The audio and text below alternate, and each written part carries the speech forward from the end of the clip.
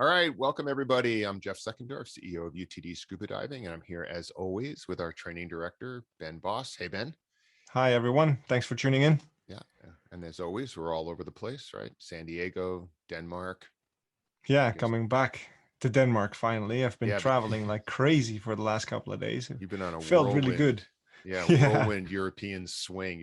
It's like you're like one of those cruises that does 7 countries in 4 days. I mean, yeah, I've done 3 companies or 3 countries in the span of 2 weeks time, Yeah, and just booked a ticket to Ireland and Madrid, and probably going to Norway and Germany again. So it's yeah, it's I like love it. And my passport is hot. yeah, no, it's great. And making new fabulous tech divers and starting to get some IDCs going. We'll make a bunch of Exactly. instructors, yeah, which is awesome. So things are good. UTD is solid and growing and happy, and it's been an awesome run since we rebuilt it. What, Exactly. year and a half ago, right? Yeah, and even due to COVID, I mean, obviously there's been a period of like dormancy basically, but it's like a bull in a cage. Like as soon as the restrictions were lifted, everyone's like, boom, when can we train? When can we start? When can we grow? So Yeah. that's super nice. People kept the enthusiasm high. So that's super nice.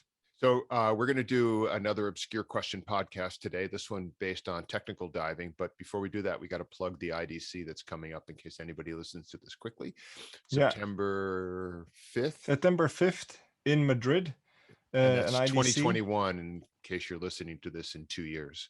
Yeah, exactly. So by that time, we'll probably have a new one in Madrid. No, it's there's a it's a new brand new pool they've opened up, a really one of these big deep pools, which seem to be the theme. If you don't have a pool that's over 30 meters deep, you got to go home. That's so last year. It's like hold my beer.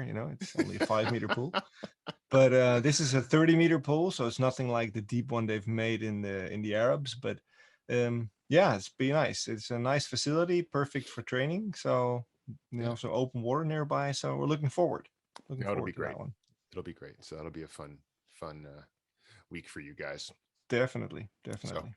all right. So we keep doing obscure question podcasts. These are our obscure questions that we cull from people writing in. Their questions that students ask during courses. Their questions that instructor candidates ask, and then every once in a while we just pull one out that we know is obscure and we've been asked 100 times and haven't yet answered it on the course of this podcast. So Yeah. but today we're going to focus on technical dive, and this doesn't mean if you're not a technical diver to hang up and go away. All of No. this stuff is going to be applicable in some way or another, regardless of whether you're doing 20-foot 6-meter reef dives or you know 300-foot 100-meter crazy dives. So Yeah. um, it's all going to be focused. I'm looking at the list of questions we're working on, and it's all pretty much on open circuit today. It is an open circuit. I mean, we've been doing quite a bit of training and diving on the technical side on open circuit lately.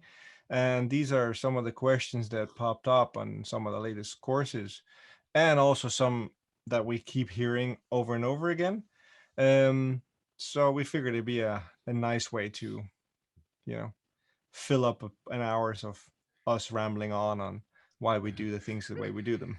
And it's fun. That I think of all the podcasts we do, and we have some really interesting guests coming up in the next couple of months. But these obscure question ones are super fun because we get to just relentlessly speak our opinions, Yeah, and it's okay. You can agree or exactly. not agree. It doesn't matter. This is just how we do it, how we learned, how we teach, and And you you know know, what? I think the funniest thing is, Jeff, that some of these things we talk about to us, they are so like common and well obvious. That's the way we do it, right? And then people they react to these podcasts, the previous ones, especially on the obscure questions one. It's like, oh, there were so many good tips and tricks in there when you said this and this about whatever subject. yeah, I can't really come with a concrete example at the moment, but and then we're like, well, great, you got something out of it, but that was not the main point we were making. But yeah, it's a good point. It's like, wow, it's like really nice. Have people from different levels take home different stuff. I mean, That's the whole that's, idea. that's a classic part of education, right? Is that create Mm, common ground in your students. And it's one of the things we really work on in the IDCs, is to teach the instructors how to teach, yeah, particularly. But, people hear what they're ready to hear. yeah, And like today, we're going to talk about all these different things and some decompression and stuff like that. But it's all applicable to your scent profile if you're coming up from 40 feet, 12 meters. It doesn't matter. no, So listen with an open mind and see what you get, and listen from the level that you're diving, where you're diving. Um, this doesn't mean you have to take a tech class to understand what we're talking about. You won't. It's going to be no, applicable to you no matter what. And that's why we decided to do a tech focused program. Remember, the history of UTD is that we were initially a core group of technical and cave instructors who brought that training to recreational diving, yeah, team diving, consistent gear, neutrally buoyant, don't touch the bottom, all of that stuff that we do in tech and cave. We just packaged it for recreational diving. And, flattery, or what do you call it? Being copied is the highest form of flattery. Imitation is the highest yeah, form of flattery, right? exactly. Yeah, Now everybody's doing it. And I think that's great. I think that's fantastic. great because it makes the world better. It makes the oceans better. It makes the lakes and river, everything you're diving in makes it better. So I'm not suggesting you start a training agency using all the work we've done the past decade plus. No, please But don't. Yeah, for those who have, mm, uh, there you go. At least, yeah, the world is changing the way, uh, what's that line? We teach the world to dive, but now it's a little bit different. yeah, exactly. That's a good slogan, actually, I for guess. for I for a guess different company. Yeah, that's, yeah, but for a no, I different mean, company. but hey, it's true, right? I mean, if we look at the basic things that we've been doing from day one, like very basic neutral from day one, like if you would say that to an instructor from any organization, like mainstream organization, that an open water student wouldn't be on his knees on the first day in the pool, like ever, they would be like, it can't be done, it's not possible. But Yeah. that's just a mindset. It's just a way of how you deal with that, right? I mean, I learned my kids to ride a bike without these little side wheels on the bicycle, these tiny wheels, Training because wheels. training wheels, yeah, because they had a push bike until they figured out to push the bike and just lift their feet up and then steer the bike through balance and gyroscopical forces of the wheels, and perfect. And now they can learn a bike. So there's different approaches to learning different things, and it's just nice to see that the way we've been doing it from day one is now being adopted globally almost. It's like, yeah, of course, that's neutrally buoyant. Of course, Yeah. and it's great. It Yeah. just makes us all better and makes the whole industry grow. And it keeps us sharp because it means that we have to focus on being even more innovative. Yeah. And we can be less snarky about it now too, Also, yeah, because, yeah, now we don't have to ask somebody, when's the last time you had an emergency while kneeling on the bottom? You yeah, know, yeah, when's the exactly, last time you had to share gas while kneeling on the bottom? yeah, When's the last time your mask came off while kneeling on the bottom? yeah, So we're I think we're a little more tolerant, kinder, gentler UTD, maybe. yeah, yeah, probably.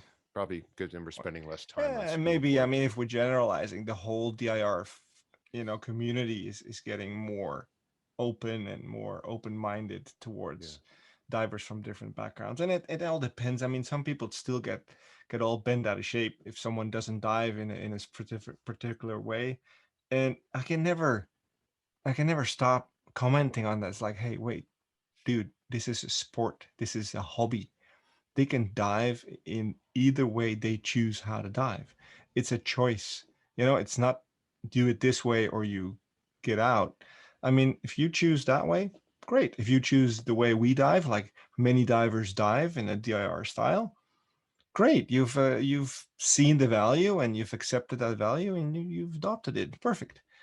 But if you want to dive in a different style and enjoy the underwater world, as long as you don't either be dangerous or harmful to the underwater world, who's to say you're doing it wrong, right? Yeah, I yeah. mean, No, absolutely. We yeah. were Sherry and I were just in Cozumel Hmm. a couple months ago, and diving with hardcore recreational divers, traditional BC, the whole thing. And Yeah, it's great. We had a blast. You know, exactly. I didn't mean, matter. no. No, it's so much less judging Yeah. than we used to. But we don't have to. Exactly. It's to your point, Ben. We don't have to anymore, right? No, We exactly. felt like we did because we felt like I think we had a bit of a chip on our shoulder when we started this, that Hmm. nobody else can do it this way, but not Hmm. anymore. All right, No. so let's dig into some of these questions. So we run in our technical dive training program. There, after you do essentials and you get the basic fundamental skills down on how to, gas sharing and bottle switch and all that simple stuff. Um, we have a 39, 140 foot, 139-foot class called Techdiving. And then this as the first entry level course to our technical program. And then we have Tech 1, which is 48 meters, 160 feet. The 39 meter, 130-foot class is 139-foot class is only using oxygen as a decompression gas. And the deeper class, the 48 meter, 160-foot class, is only using nitrox 50 as a decompression gas.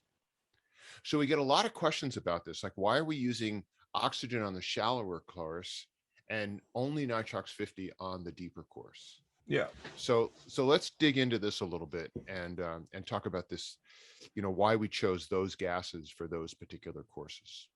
Yeah. And the reason people ask this particular question, it's either because of two backgrounds. Either they feel that the oxygen, the pure 100% oxygen, is the more advanced of the two decompression gases, so that should be available later in your career as a technical diver. And it's like, ooh, the first technical class and you're already using oxygen for decompression. It's kind of like you're not there yet, you shouldn't be there yet. And that's just completely the opposite approach that we take. Is like, okay, if you're not ready to do a gas switch at 6 meters on pure oxygen, you're not ready to do any kind of technical Yeah, diving, regardless of how far your level is. So it's true. so we would like to teach you to do it right on the topic of before, uh, from day one. There's no point in saying, hey, this is now your training into it. And because we want to keep you safe, instead of teaching you, for example, proper buoyancy skills so you can actually maintain a 6 meter stop, 20-foot stop, we're just gonna give you nitrox 50 or nitrox 80 as a deco gas, because that way you can be more flexible with your decompression Oh, skills don't say at this, flexible. you know, Inaccurate. inaccurate, yeah, unsafe, Unskilled, unsafe. Let's use the word. unskilled, Let's yeah. let's just use Let's the just words call it that as are it, appropriate. Yeah, yeah, yeah, yeah. call it as it is, You don't exactly. have to And sugarcoat that one. no, that's for sure. So I think that that's what makes a lot of people think, it's like, okay, wait a minute, because oxygen is the best way to decompress. I mean, it has none of the gases that you're trying to get rid of your body, so it makes sense that that's the best gas to use to create the biggest gradient between the gases you want to get out and the gases you're breathing. So the oxygen by far is the best way to do it. Then it's a 39 or 139 9. foot dive, 39 meters. So the traveling from the deepest point up until you got the oxygen available is relatively easy and fast. And that relates to how much gas you should reserve. Because if you have done any diving course with UTD, you will have heard about a concept called rock bottom. And rock bottom is our absolute minimum amount of gas we reserve to get two divers back to the surface or back to the next available breathing source, which in this case would be the 6 meter Deco bottle of oxygen. Or So any gas switch. you know, Yeah, or any any gas switch. I mean, any in the gas switch. future, it'll be nitrox 50, and we'll get to that. Why? So the gas you would reserve for a dive like this is manageable. It's not a crazy amount. We still have a good amount of back gas left to do the rest of your dive, to do the bottom portion of your dive, basically. Right. So from 39 meters to 6, I don't know off the top of my head, but it's like a 12-minute travel, right? Something like that. Yeah, yeah, So it's gas. It's enough that 12 minutes you can manage by reserving back gas yeah, and not have to have some other bottle to get you to that 6-meter stop exactly. where you're gonna switch to oxygen and do your proper deco. Yeah. So I mean, and especially now with that we've redone the ratio deco calculations in ratio deco 3.0, the ascend from a 39-meter dive is just a 10-meter per minute ascend up until 50% of the depth, and then we do an exponential deco stop. So it's 1 minute at 50% in this case, from 39, let's call it 40 meters. It makes it a bit easier. A 21 meter, half of it basically, and then 18, 15, 12, and 9. That's 1, 2, 3, 4. That's 10 minutes right there, plus the 2-3 minutes ascent. And that's, like Jeff said, a 12, 13-minute ascent. All you do is just calculate how much gas you would use for 2 divers ascending, and that's the minimum gas you would reserve. Now, that total amount is a manageable amount to use or to keep as a reserve. So it's Right. not Now these crazy dives amount. also, these recreational dives are generally, we generally limit them to about a half hour anyway. Yeah, So according to the training standards, it's a half hour, and that's a good segue to why we only use one deco bottle in the first 2 levels of technical yeah, diving, the yeah. recreational and the tech one. We'll get back to that in a minute. But going back, so if you had aluminum 80s or, double 10s or something like that, Yeah, a half an hour on the bottom, you do the calculations, it leaves you plenty of gas to make that travel. So now yeah, we're repeating ourselves, but I think it's a really important point that the whole point of this is gas management to get to decompression, to get to your deco switch. exactly, and that's what breaks it up. And maybe I mean, it's also a question we have been asked a lot with regards to the rule of thirds. Before that, I wanna just point down to a YouTube video I made a while ago back in France to explain that the thirds has to be only for the diving part, the bottom part of your dive. The thirds does not encompass an ascent in any way, shape, or form. So the rock bottom is about the ascent, and the gas plan either halves, thirds, Or all all usable, or right. even fourths of sixth in advanced diving with certain team sizes. It's all about what you can do with the rest of your gas after you've The dived. usable The gas, usable gas, because the exactly. rock bottom, the what you need for the 2 people coming to the surface or the next gas switch from anywhere, you Yeah, can't touch that. exactly. It's That untouchable. part of it's sacred. Well, I always come with a little anecdotal story that I knew about rock bottom before I knew about anything to do with DIR diving. And growing up in Amsterdam as a young kid in school, going to town, taking a taxi home because any other form of transportation would be unwise. Let's keep it like that. Um, I would know how much the taxi ride would be home from that center of town where we would go to have a drink with our mates. And that amount of money I always put in my left pocket. And then whatever I had left, I put in my right pocket, and that's what I would use. By the time the right pocket was empty, I could use whatever was in the left pocket to go back, because the taxi fare is What do always we the call same. that? We call that like drunk usable, Yeah, something like that. almost. Yeah, yeah, no, yeah. So it's and it kind of makes sense, right? I mean, Yeah, it it's the makes same way total we sense. approach diving. Hey, Yeah. what kind of gas do you I need to mean, get back to the are you surface? are you That's what we stranded at the reserve. bottom while you're Yeah. diving? Or are you stranded in a bar and you can't get home? Well, yeah, a bar is a bar, right? Yeah, so is the bottom. So Yeah. All right, so so I think, we're kind of guiding this conversation toward the idea of how do you get to your deco switch as opposed to the actual decompression. So let's look at the 48 meter, 160 foot Tech 1 class, Exactly. and the differences, and why we just chose nitrox 50 only for that and no oxygen. Yeah. So then you're progressing. You've learned to manage that deco cylinder at 6 meters, um, and it's going great. And now you want to push your depth a little bit. You want to move to the deeper depths, which is 48 meters. Is the next level down. We still enforce a limit of a half an hour of decompression obligation, but now we can add the 50% or 21-meter bottle or 70-foot bottle instead of the oxygen bottle. So not but just instead. And as you kind of gathered with the intro being so heavenly talking about the rock bottom portion, that's the main reason of it. Because from 48 all the way up to 6, and the way ratio deco and all deco works is that the distribution of your deco stops when you go deeper is a little bit different. So you'll be doing more of your decompression stopping relatively deeper.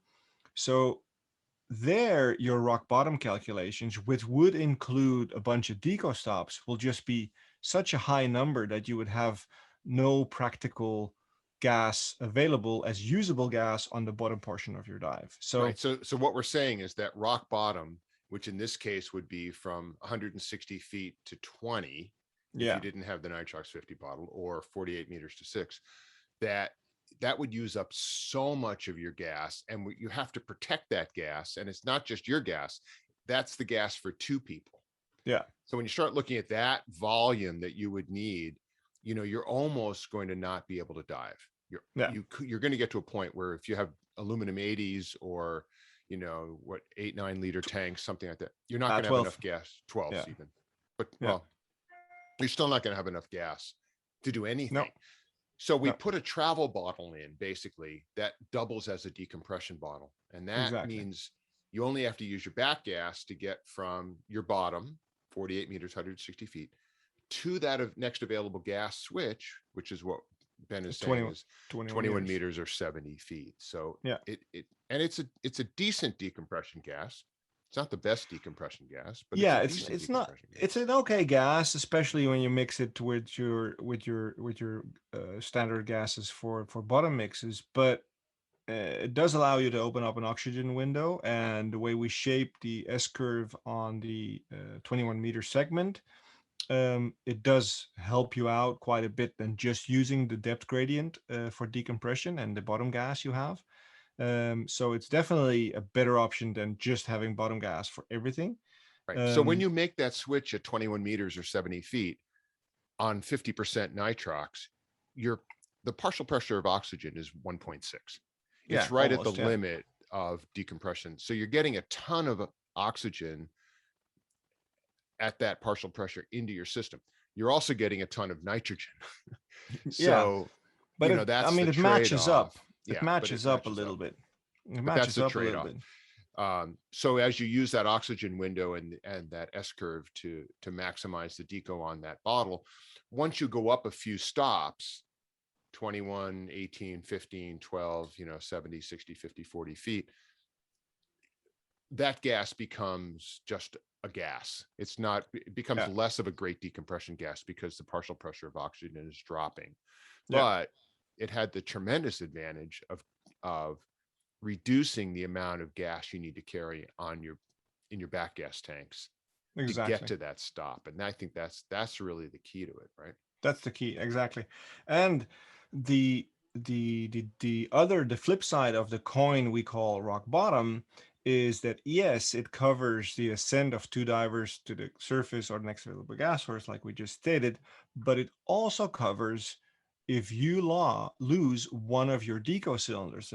It covers one deco segment when you have to revert to back gas during your lost deco procedures. Now, we're not going to go into what the procedures are basically, but it means you're staying longer on your back gas and switching back and forth from the deco bottle the team does have available. Right, sharing the remaining deco bottles. Yeah, basically. And there's a whole procedure for it, but basically means that you have enough backgas to do that procedure safely, and not being forced to exit the dive, prior to your decompression is finished. So, the reason to answer this question, number one, why do we use nitrox 50 from 48 and oxygen from 39? It has almost nothing to do with the decompression quality of those gases, but mainly to do with the rock bottom, the calculation, how much gas do you need to reserve to get to those deco stops safely without compromising yourself or your team. So now that's our Tech 1 class, 48 meters or 160 feet. And you're taking that nitrox 50 bottle from 21 meters, 70 feet, all the way to the surface. Yeah. I just want to touch on this for 1 second, then we'll move on. When we go Good to our idea, Tech yeah. 2 class, and now we're doing 200 feet, 60 meters. Again, when you think about it in the way we're talking about it now, you're using your back gas to get to the first gas switch, which is going to be that 21 meter, 70-foot stop. But then you're only using that travel gas to get to 6 meters, 20 feet, which means if you're going to have an extended time on that nitrox 50 bottle compared to Tech 1, but you're using it for a shorter distance. You're only going up, whatever it is, 21 to 6. And then you're going to switch to oxygen. So the progression is really interesting. We give you oxygen on Techrecreational, the 39 meter, 130-foot class. We commit you to making sure you can actually do a proper gas switch. Then we take you to 48 meters, 160 feet. And if you can do a gas switch at 6 meters, you can certainly do it at 21 meters because the buoyancy is so much easier. You knock out your gas switch at 21, you go up. Tech 2, you still knock out your gas switch at 21 meters, 70 feet. And you do another one you learned prior when you get to 6 meters, 20 feet, and then go to oxygen. So the Tech 2 class has 2 bottles, nitrox 50 and oxygen. And the Tech 1 class has 1 bottle, nitrox 50, and the Techrecreational class has 1 bottle, oxygen. Exactly. And it also links together quite nicely with the decompression obligation, because as soon as we move into that Tech 2 range at 60 meters or 200 feet, you'll be doubling your decompression obligation, because the ratio deco is a relationship of 1-to-1 in both the Techrecreational and the Tech 1 range, but we move up to a 1-to-2 relationship, which means that for every minute you spend on the bottom at 60 meters, you'd have 2 minutes of decompression obligation. So that means that you're more heavily reliant on those decompression gases. So in the unlikely event you lose one, you won't lose all of your decompression gas. And again, it's the gas that gives us the possibility to solve problems underwater, and it gives us the time to do so.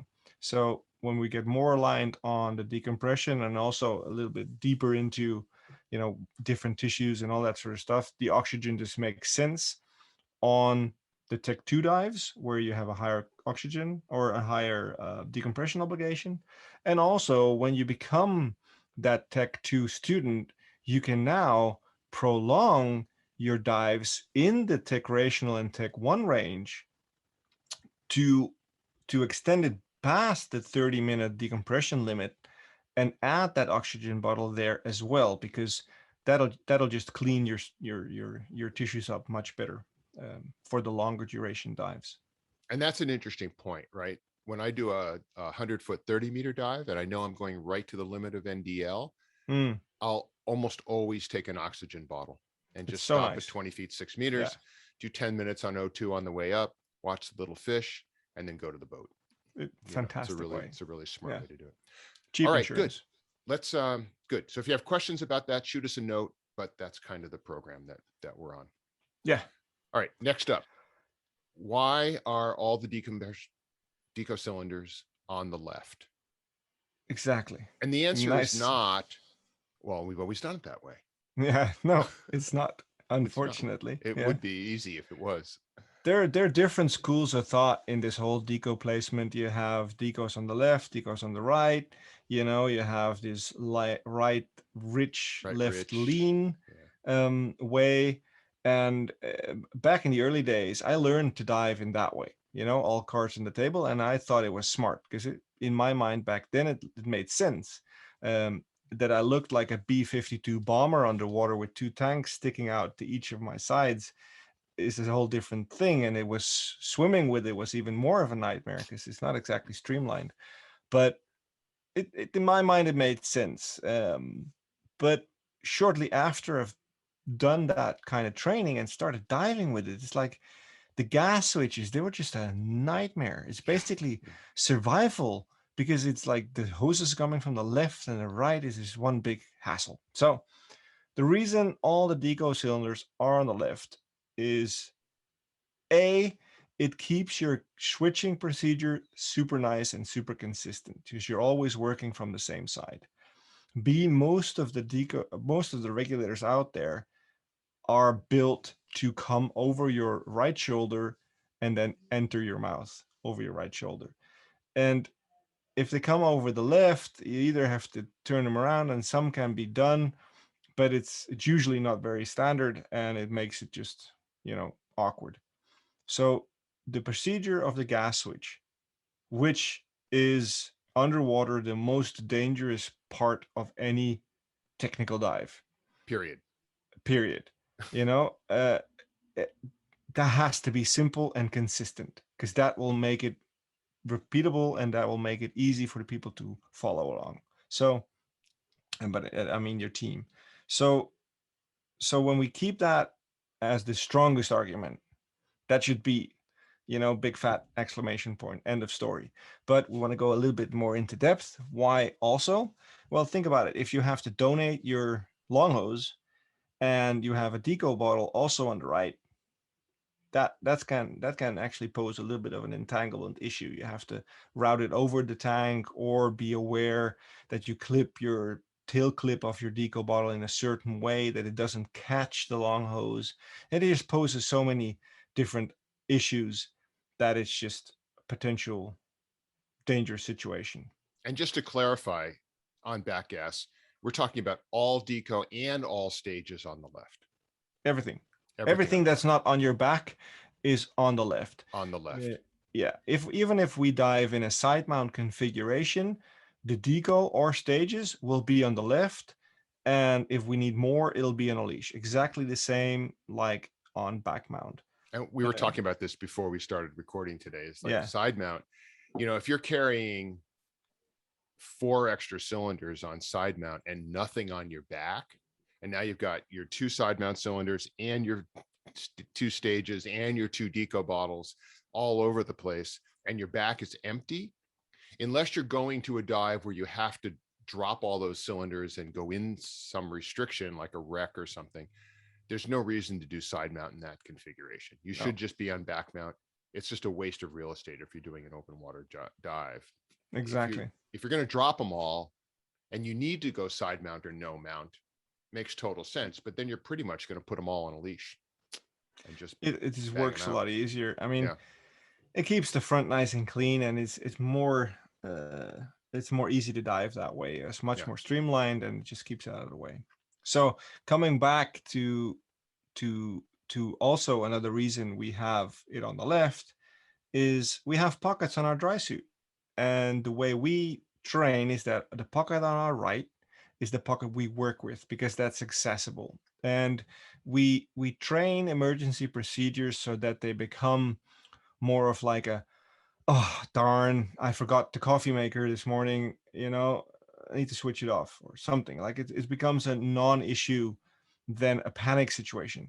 So if my easy access pocket on the right is the pocket I work out of, let's say I'm going to do a dive and I need my camera or my pigtail with my line markers or anything else, that'll be in the right pocket because constantly I'm in and out of that pocket with my right hand. If there's a tank in the way, like on the left side, it's more of a hassle. It's doable, but it's just not comfortable. I mean, the left pocket for us is our emergency pocket or our backup pocket, as I'd rather like to call it. It's still accessible, it's just not as comfortable. And we should get away from that thought that, ooh, if it's to do with your backup, you need to be able to get to it fast, because when you lose your mask, inside a cave and it's dark and it's dangerous. And it's like, you got to get away from that train of thought. It should be, hey, someone knocked my mask, the glass broke, or it moved out of the skirt, or whatever. I'll just get another one. So how many times, this is a really interesting conversation too. How many Mm. times in the course of your career have you actually needed to go to a backup mask for yourself? 3 times over 8.5, maybe 9,000 dives. Right. I've done, I think, one, and I've given my mask to other people a couple of times. On the other hand, that's in your left pocket. How many times have you used your wet notes or your SMB on a dive? Twice a dive for the last 6,000 dives, Exactly. And I think that sort of makes the statement, right? That, in my life, wet notes, SMB on the right, mask, whistle, all that stuff, backup pair of scissors, all that kind of stuff that I basically have used twice in my life on the left. Super easy. If you keep it like that, it makes a ton of sense. It does. Backup camera, for example, as an instructor, we use these GoPros, and I learned to use 2 because they're fantastic, but they're a bit finicky. A little bit. And I've kind of now almost adopted that the backup one goes in my right. Because you're going to use it. But that's interesting though, Ben, because that's the consciousness, right? If you have a pretty good bet you're going to use it, it should be accessible. I mean, line markers, obviously. You're going in a cave, you're going to put the line markers in the right. Yeah. If you're carrying Deco, well, anytime. Yeah, anytime. So you just keep it organized like that, like what's easy and what's not. Exactly. Yeah. So that's also a reason to keep the Deco cylinders on the left, because it keeps everything nice and clean. And consistent. And consistent. Another thing is thinking about when you're passing on, or just either yourself or getting passed bottles to you, we teach it that you do it in a right hand to right hand manner. And the reason for that is, especially when you're doing that skill, and you can ask any of our tech students that are tech 2 or higher, that have been jostling around 80 cubic feet cylinders filled to the brim with nice and heavy Nitrox 50. As soon as you pass a bottle right hand to right hand, you're gonna use your left hand to do a little bit of a in your BCD or in your wing, because you need the gas. Yeah. And basically, as soon as you take that bottle, you push the wing with your left hand. Now, if you have to attach any kind of single ender or double ender for that matter to the opposite side of your hand, so if you're placing with your right hand on your left shoulder, it's easy to clip down. So with the gate facing down, it's an easier way. If you have to clip with your right hand to the D-ring on your right shoulder, like for example when you clip off your long hose, it's like anatomically impossible to clip it down, because as soon as you pinch that double ender, like the gate slider, and then you try to bend your wrist inwards to hook it from the top down onto your D-ring, it's impossible unless you're some kind of a Houdini, I guess, with very flexible limbs. But then it's usually easier to clip from the bottom up on the same side. So if you're grabbing that Deco bottle with your right hand on the top clip, it's just easier to go boom, and it's on the top of your left D-ring. For those of you watching this podcast on video, you'll see me doing a massive amount of hand movement, but I hope you guys can follow along just listening to it. And that's also, if you'd have to all of a sudden stow a Deco bottle on your left or on your right shoulder, you would probably use your right hand, and then you'd be very awkward to add gas to your wing with your left crossing over. It's just be a mess. So also from that tiny little point of view, putting them all on the left makes a lot of sense. So I think we can safely say that the reason we keep all these cylinders on the left is not just because we've always done it that way. No, it might have started that way because in the olden days with the huge battery backup, canister lights, they would be slided onto the webbing and then held in place by either the main buckle in really old school or an extra buckle. And if you'd have a D-ring there, you wouldn't be able to slide that battery all the way back. And then, some divers would adopt that putting a D-ring on top of the canister to be able to do both of those things, but that'll just make it So awkward, and I had one of those lights. Seriously, the Yeah, it's canister like was like 8 inches, like 20 centimeters in it's like diameter, and it the was like, same diameter as a 40 cubic feet. It's yeah, crazy. basically, it was like it had like 2 motorcycle batteries in it or something like Yeah, that. yeah. It was And crazy. lasted for a whopping hour and a half. Yeah, exactly. Exactly. Hmm? If if the HID light fired. Exactly. We're so Yeah. far away from that, but it hasn't been that many years, right? No. It It's hasn't only that many been years. maybe a year since Casper actually switched away from HID. And occasionally when we go on a dive together here in Denmark, he still takes his old HID light. He likes it that much. I have a museum in my storage place, and it's Yeah. got, stuff from my beginning, and Yeah. and there's an old HID head in there, Well, I have like a to say, things like a time capsule. I have a HID bulb in my, in the shed, in the spares Oh, I box from forgot stuff I about done. that. We used to change the They're bulbs $120 for for a the bulb. bulb. Right. Yeah. Right. Well, the head with the light was 2,500. So, Yeah, exactly. all right. It's crazy. Okay. So I Anyway, think we beat that one up. Where are yeah. we? So So we have Deco some time. cylinders on the left. I think we have enough time to get the last 3 of these in. So, Yeah. next question: why carry only one bottom timer? Yeah. Can I answer that in one word? Yeah. Team. That's it, right? Okay. Next. We can answer it with another question. Why do you only carry one compass? Can I answer that in one word? You can. Team. All right. Well, all right. So let's expand a little bit, but you got a little bit maybe, but the thing is, that's the deal. That's the gist of it. That's the gist of it. You see so many divers that spend a huge amount of money on buying an expensive Trimax computer, and then either they have a lot of money they don't know what to do with, because then they'll buy two, because what if that one conks out and you need to know what you do on the way up, so they have two expensive Trimax computers. But then what? You don't have two compasses, you don't have two SPGs, you don't have all the other things. Like, makes no sense. But what you do have is a buddy who's going to stay with you. Exactly. I mean, he's right? not going to be far off, No, I mean, and that's I think that's the deal. It's a consciousness issue, it right? is. If you're trained that a buddy team is two people in the same ocean, not near each other, I understand the feeling that, well, let's have a bunch of backup stuff. But if you're trained like we are, where your team is your backup, your team is your backup brain, backup equipment, all that, backup everything, that buddy shouldn't be more than ever a couple meters away. Ever. No, exactly. And so it's all to do with the whole plan, right? The Deco plan is the same. Everyone is on the same page. If you do a dive with two other divers, you have A, B, and C. Now, if A is the Deco captain, he's responsible for doing the counting basically on the way up, and B and C are just confirming that what he's counting is correct. But then diver A's bottom timer battery breaks, or the light goes off, or the screen goes out, or whatever, a button gets stuck, or I don't know, whatever, doesn't work anymore.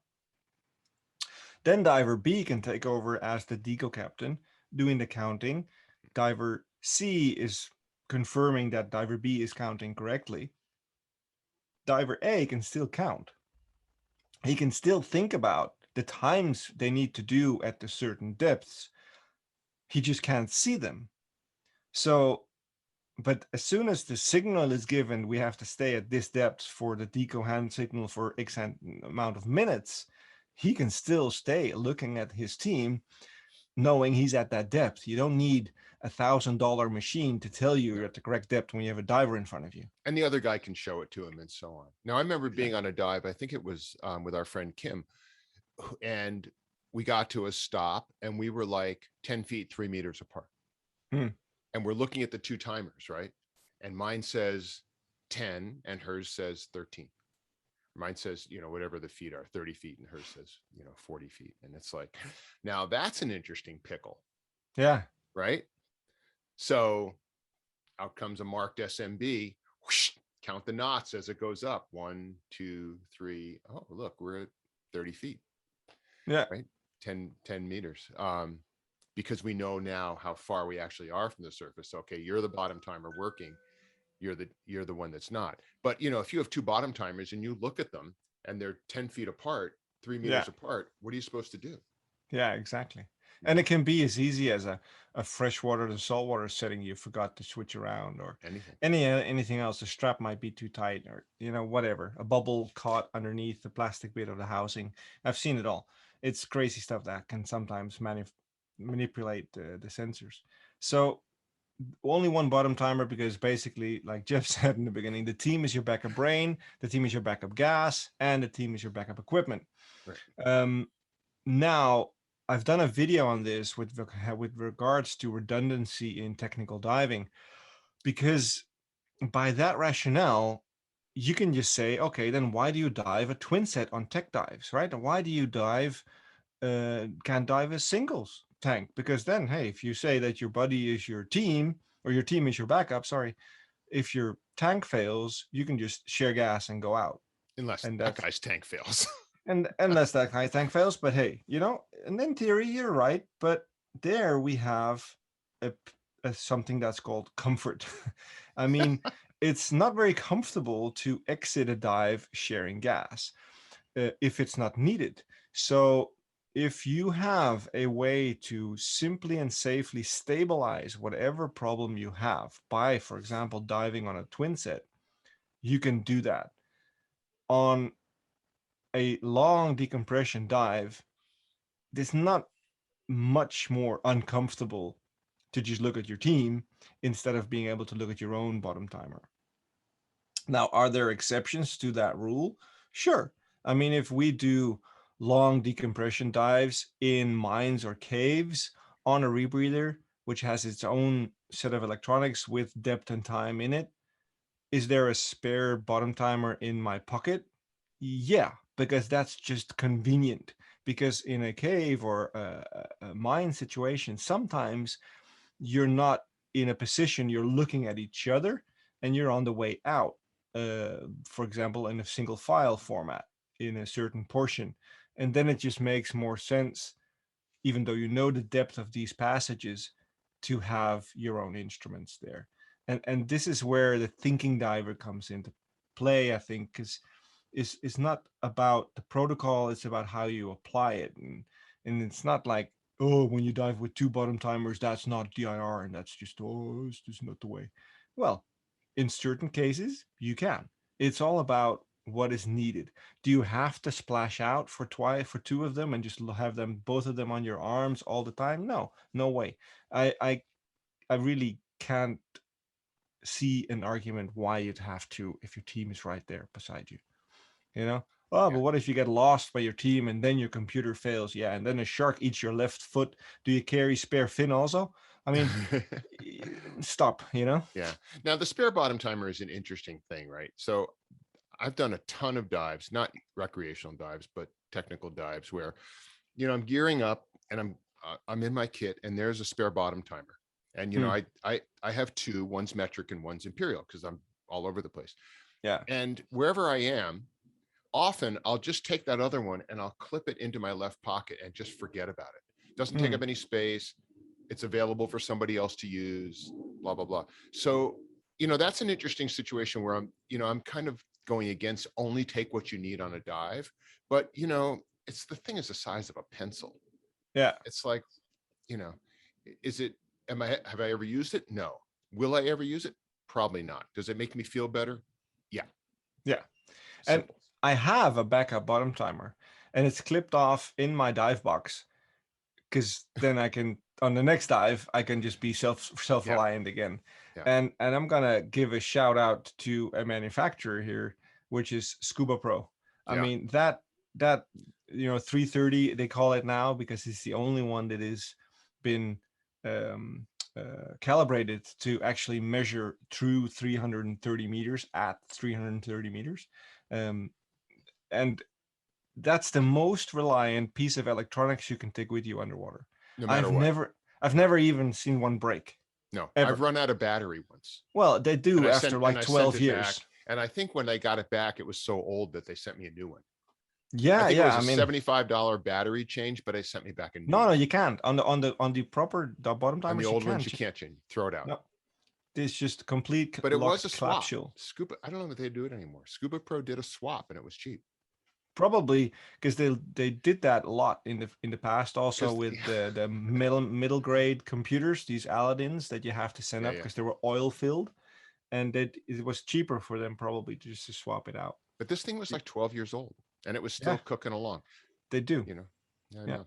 So yeah. And so we got a question the other day. Somebody called and said, what computer should I buy? And it's like, maybe you should take a ratio deco class before you spend that money. It's cheaper. Exactly. It's Yeah. cheaper and use the money. I actually made a video and launched it today, as we speak, August 10th, um, about analyzing your gases, and made a kind little, maybe, little joke about, hey, instead of spending money on an expensive Trimix computer, take a ratio deco class and buy a Trimix analyzer. That's Yeah. money better spent. Way better spent, and And a cheap bottom timer that'll last you for 12 years. exactly. Yeah. Exactly. All right. Awesome team. All right. Number 4 out of 5, I think we're going to get through them, But is why no pressure transmitter as opposed to an SPG yeah, or even as an addition to an SPG, or in addition to an SPG. you know. Yeah. So, okay, you can start, but I have my own baggage about this one. You know, I mean, this is so fun. So we should really make a commitment to keep this to like 5 minutes because we could rant forever on this one. this could be a podcast on its own. Yeah, let's you know? not make it that. Let's just knock out our points and then move on. Yeah, and the people who know me personally know my point of view on these transmitters, and the thing is, I'm a gadget freak, right? I mean, my house is filled with like Sonos and Philips Hue lights, and I have more batteries on my bike than I have in my car. I think I like gadgets for sure, but I get my gadget fix somewhere else in diving. But I didn't always used to be like right. I had multi-screen computers, all this fancy shit I tried over the years. And sometimes I tell the students or the instructor candidates that puts me in the lucky position that I can actually talk from experience, having used all these fancy gadgets And had half of them break. and had having them break or not work properly. Or, ironically, on that gadget, a little side note, we once had a device called the Never Lost, and it was this like transducer pinging device that you could tie off to the anchor line, and then you'd have the receiver in your hand, and it would show you an arrow to where that was located and a depth to where this was located. It would just send out a beacon so you could see, hey, the arrow is pointing towards the left, now it's pointing straight ahead, and it's at 30 meters. I'm now at 25, so I need to descend. That's where the Never Lost is. So the idea was you could tie it off to an anchor line and always find your way back to the anchor line. And someone brought this and said, hey, can we use that? Can we test it out? Yeah, sure. They tied off to the anchor line and we go for a dive. And I'm on the wreck and I'm looking at this thing, like pointing quite like 35 meters away from the wreck. It's like, oh, whatever. So I come back up and said, what did you do? Well, we tied it off to the anchor line. Well, you don't know how to tie a knot because it's not on the anchor line anymore. So I went down on a reel, finding the Never Lost, ironically. So, Where was it? It was on the bottom because they didn't know how to tie a knot. So it worked. It worked perfectly. It just wasn't there where it's supposed to be. It sounds like a good thing. It's just sonar, right? Yeah, it is. But if So you don't know how to tie a knot. I know, but that's crazy. Why don't we use those things? I never even heard of it.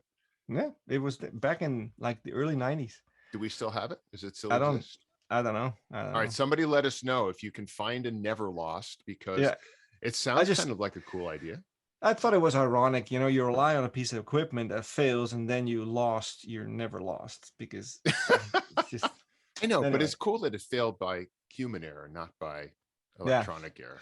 And that's usually the case, right? I mean, but on the case of transmitters, so I've tried my fair share of transmitters from different brands and everything, and I've had them either not pair or not hook up or lose signal in recs, or in some brands in the beginning, if you didn't like pair it up, or if it went dormant because you pressurize your tank, and then after 5 minutes of no pressure change, it actually shuts off because it wants to save the battery. Then when you jump in the water and start to breathe, the pressure falls again. It turns on, but it can't make a signal because you're underwater.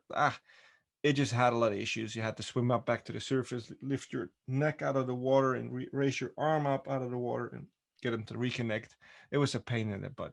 But let's say all those like kinks are now away, and the programming and the hardware firmware has gone better. That's no more issues. I still hear every so often that people do lose signal and it comes back again.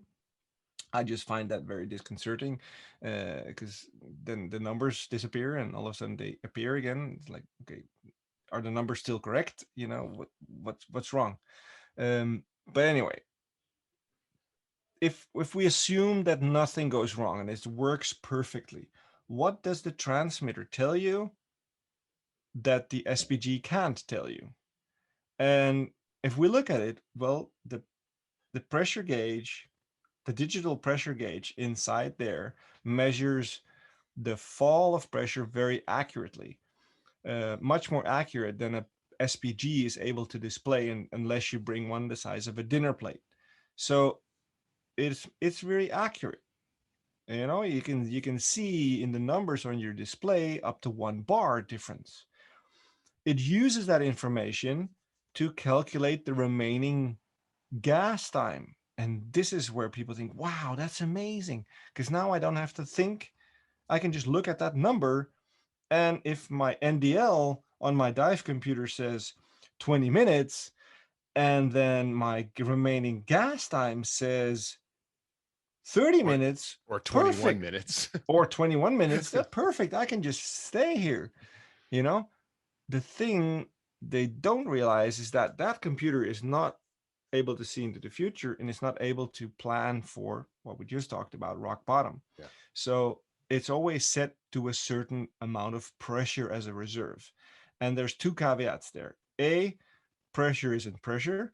Pressure in a single 12 is completely different to the amount of gas of the same pressure in a twin 12. And we've talked about that many times before, and I think people finally get that point. So pressure is kind of pointless.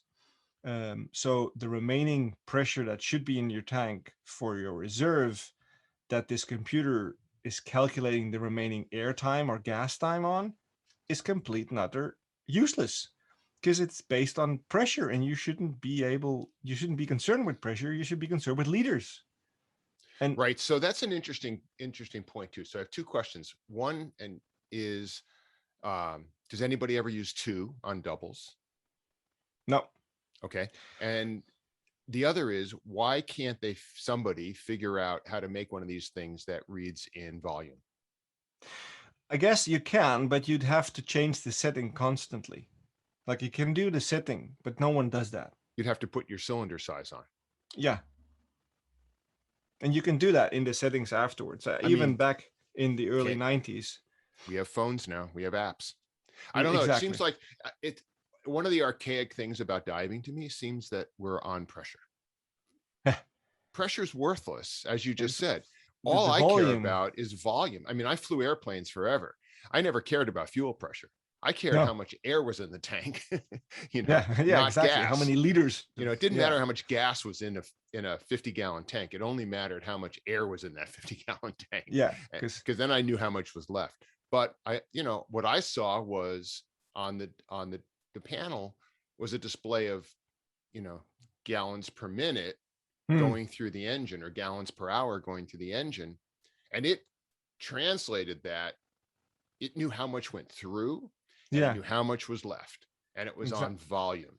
And It wasn't volume. on fuel pressure. We didn't care what the fuel pressure was, as long as it wasn't zero. So that's the first caveat. Yeah. It's giving you information that you can rely upon, but it's wrong to rely upon it, because it's not taking into account gas sharing or changes in depth. And it's basically like the the, the reason I think it got there and people trust it so much, or rely upon it so much, is they relate it to the fact that in the car we have the same thing, right? We have the normal fuel gauge, and that can be a digital gauge, but it's still showing full, half, or empty. Yeah. And you can just look at it and it's like, okay, I got a half a tank. I know how far my car drives on half a tank. Then you got this computer that's going to calculate that for you also. Now, there is fluctuations. You're going up a hill with a trailer or not a trailer. It's going to make a difference. But the differences are so little when we compare it to diving. I mean, we all know just diving from the surface to 10 meters is the doubling of your air consumption. Your car will never double in gas consumption in that small range. It'll either be 10 or 20% more or less. So that becomes the number that computer punches out becomes much more reliable and usable. Well, your Uh, 14-cylinder Humvee might, well, okay, that's in but the States, in the exactly. States. But My so little Toyota Corolla is very yeah, no, no, different.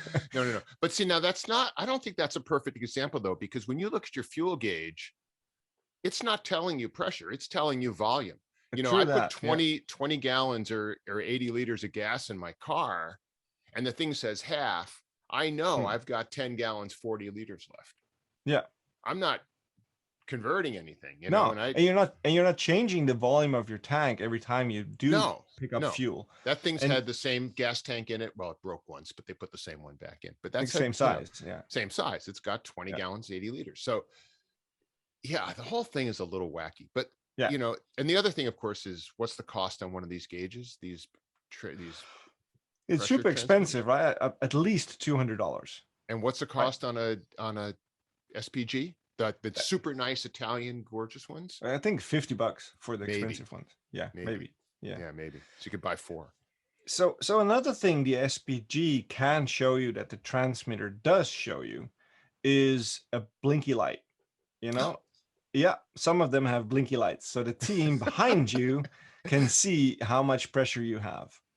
There are certain computers that can attach to more than one transmitter, so you can see that either the gases in your Deco bottles that you have around you on the same screen. Now, already there, it starts to cringe because if that screen goes, the total amount of your SPGs on the total amount of your equipment is gone because your Or information you display is read it gone. funny or whatever. It's crazy. That doesn't sound like a good idea. No, doesn't sound like a good idea. And you can also do this like, okay, if you are a dive guide and you can have your rental equipment set up with these things, but the range of these aren't very good. So you have to swim up to them close by to get the signal and then look at it. Then you might as well just look at the SPG. This is another one of those things like those auto auto buoyancy BCDs or something. Yeah, It's yeah. in that same category for me of, these things fixed a problem that never existed. Exactly. And it's so highly rated, these transmitters, right? I mean, really highly rated. People really buy or don't buy a computer based on the fact that if it can deal with a transmitter or not. Yeah. And it's not really necessary. The next thing that I want to think about that a SPG can show you that a pressure gauge that's digital transmitting it to a digital screen can't is more useful things. Like the mechanics inside the SPG, they break. Every so often they worn, they get filled with gunk and calcium, and they start to wear out. I mean, think about it. The SPG hose, but also the internal workings of your transmitter, is the only port in your first stage that water cannot escape out of. So over the course of the year or 2 years between your service intervals, tiny amounts of water and moisture are going to collect in hoses. All hoses, when you purge them, it'll just blow through on the other side. All the hoses have a hole on the other side. The SPG is a closed system, and even though the holes in it are very, very tiny, therefore they're almost also more susceptible to filling up with calcium or salt or debris or whatever. So when you make it a point to look at your SPG every so often, when you either pressurize or depressurize the cylinder, the first stage, you can see if the needle actually tracks smoothly up and down Mhm. the dial.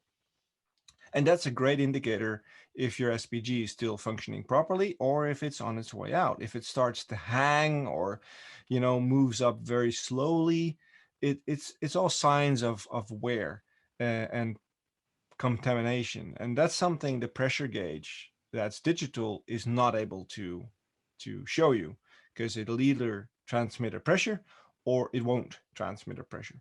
Now, I've never Um, used one of these things, but occasionally we'll look at the SPG, turn off the cylinder, breathe, the thing will go, needle will go down, open it back up, needle goes up. You're on the right tank when you're doing gas switches and things like that. mm, Do the electronic ones work that quickly no, that you can do that?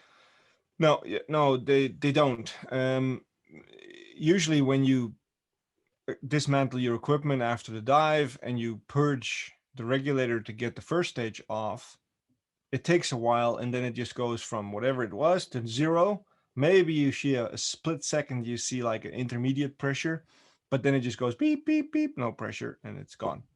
So it'll go to zero, but it's not a fluent way. Like when we do a gas switch, for example, we first look at the depth, so make sure we're at the right depth. Then we'll locate the cylinder, make sure it's the right cylinder by looking at the labeling. Then we'll pressurize the first stage, make sure it doesn't twist off and start leaking when we open the cylinder. Then we orient the second stage. And the first thing we do is we want to make sure that the second stage we have in our right hand is connected to the valve we're manipulating with our left hand. And the way we do it is give a slight tiny purge to see the needle drop on the first stage that connected to the valve you're With the touching with valve your left closed, hand. you close the With valve, the valve closed, yeah, it's just pressurized, and needle you goes just see the down, needle go down. open back That up. little open back up, then the needle goes back up, and you can purge to get debris out of your second stage. That whole thing becomes impossible with a transmitter. But then you say, yeah, but I only have the transmitter on my back gas. Well, okay, we can say that you want to rely to your team how much gas you have left. You can either use hand signals or show them the SPG. An SPG is the same. It always is very easy to read an SPG.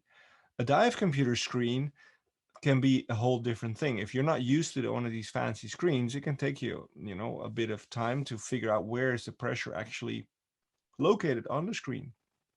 So from that point of view, it's not that handy to show your team your pressure if you either don't want to use hand signals or they don't understand the hand signal. So So analog. yeah, analog is much better. And the fact that you don't need two pressure devices, because a lot of people, they do have a twin set where they have the standard analog SPG on the left and then the backup $200 at least transmitter that's usually sticking out like a sore thumb above their heads.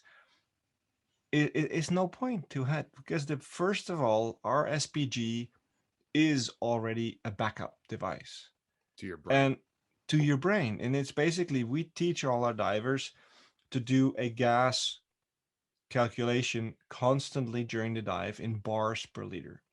Now, I've done videos on this on the YouTube channel as well, but for a twin 12 or a twin 80, in at least in metric, it's very simple. As a rule of thumb, you go ambient pressure minus 10%. That's roughly the amount of bars you'll be using per minute.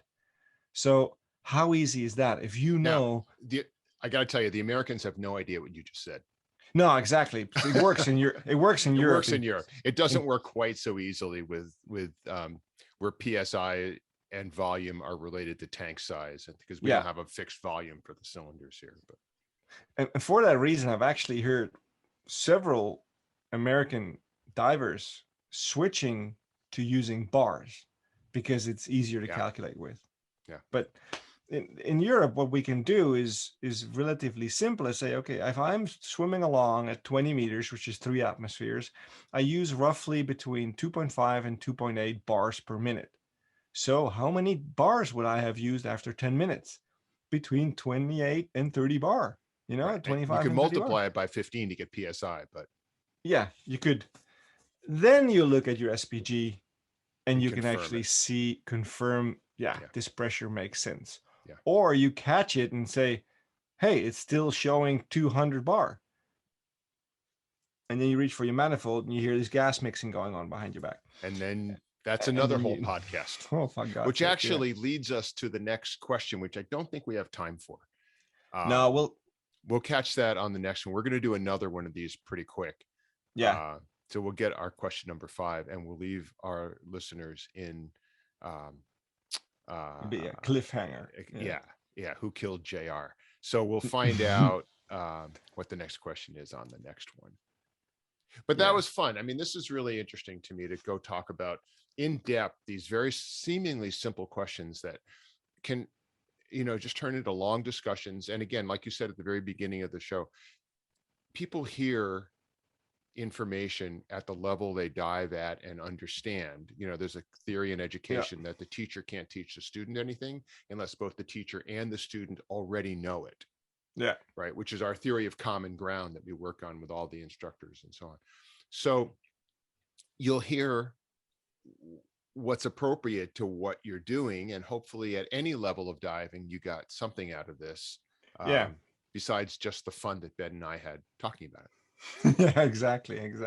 If you have any questions relating to these obscure questions, or just you have your own, shut them down. Or if you have your own questions, more of these, please keep them coming, because we love talking about them. And like we always do also in the courses we teach, it's always fun to really revert these back as a question, as we usually do in the classes, right? It's like they ask a question, hey, what do we do here? Well, think about it. What could you do? What could you do? And it's kind of being an a-hole doing these sometimes, but it makes them think about, okay, what kind of solutions can I come up with, and what makes more sense? And usually what ends up happening is they'll go down one road and they'll hit a junction, and then they turn back and go down another way of thinking, and they'll end up at the protocol that's in the book. And that just reinforces the way we dive, I think. So it's all these things we talked about for now 1 hour and 7 minutes almost is based on experience and of divers learning to do stuff because of hard learned lessons. And it's not based on whatever we found interesting to write in the book, or just decide this is how we're going to do it because this is the way we do it. There is a thinking and a logic behind it all. And I hope you got that point across. We make sure the instructors understand that the instructor candidates, everything has a reason. And there should never be a question that comes up in a class that's answered by saying, because we've always done it that way. There are questions that come up in class where the instructor says, I don't know, I'll find out. But never will the UTD instructor say, just because that's how we do it, because that's how the rest of the world does it, because we don't go down that road at all. No, exactly. It's either that or you'll never hear say, we'll do this because it's a training dive. Normally in normal diving, we'll do something different. That's like, no way. Oh my God, don't get me going about that. You get in a pool, you're doing a class in a pool, it's a dive. It's a dive. It ends properly. It ends with an exit strategy. It ends with a, proper ascent profile. Even if you're going up 2 meters, we don't care. Every dive's a dive. And if you don't treat it that way, when you get to real dives and something goes wrong, you've missed a learning opportunity. That's how it is. Not only that, it's a whole safety thing, because now it's like, oh wait, in the pool they told me to do this, but now I'm in the ocean, they told me to do something else. I wonder which one I should do today. Well, exactly. And it's a great way of learning. I mean, teaching the tech class last weekend, we were in relatively shallow waters and we're doing these failures and they're exiting, but their exit strategies is with 2 gas switches. And in one like water entry from the beach to the water, we did 5 dives, meaning they did 5 times 2 gas switches Yeah. in one single setting, so to speak. Instead of just going, we just swim around with these Deco bottles. There's no point. Anyone can swim around with a Deco bottle. You need to learn how to use it. So now they learned in one day 5 times 2 gas switches. I I think remember that, teaching an overhead protocols class in a pool, yeah, right? 6 feet, 8 feet deep, 2-3 meters, and students with a blacked out mask. And man, it looked like they were dealing with emergencies, 2 kilometers back in a cave. yeah. Because They once you really, close off the mask and you're in water, it doesn't matter. no, You're just trying to find the line. yeah, It's so interesting. All that stuff's it really is. interesting. So, all right. So, send us your questions at info@utdscubadiving.com. You can get a hold of us individually, Jeff at utdscubadiving.com or Ben at utdscubadiving.com.